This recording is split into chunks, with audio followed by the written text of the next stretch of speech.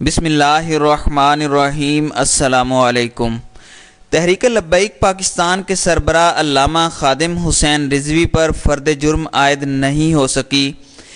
نجی news channel Dawn news کے مطابق انسداد دہشت گردی کی عدالت کے ججز کی سپریم کورٹ میں منعقدہ اجلاس میں شرکت کے باعث علامہ خادم حسین رضوی سمیت دیگر ملزمان پر فرد جرم عائد نہیں ہو سکی۔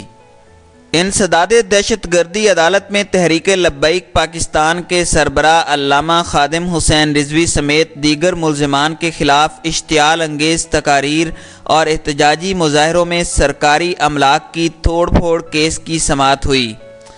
علامہ خادم حسین رضوی سمیت دیگر ملزمان کو تھانہ سول لائن میں درج مقدمہ 18/958 میں عدالت میں پیش کیا گیا۔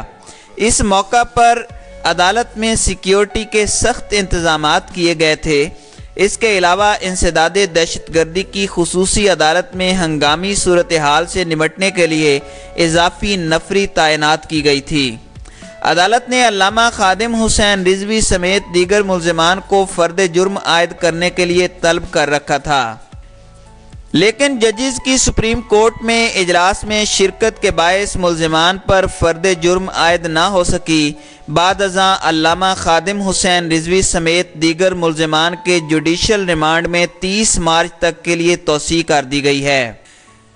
یاد رہے کہ تحریک لبیک پاکستان کے سربراہ علامہ خادم حسین رضوی سمیت 90 سے زائد افراد کو MPO کے تحت گرفتار کر کے انہیں 30 دن تک نظر بند کر دیا گیا ہے۔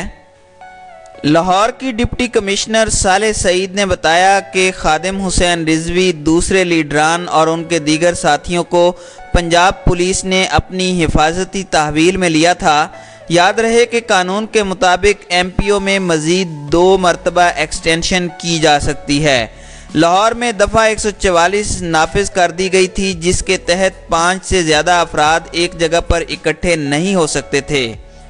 تو یہ فی الحال علامہ خادم حسین رضوی اور تحریک لبیک پاکستان کے حوالے سے اپ ڈیٹ ہے۔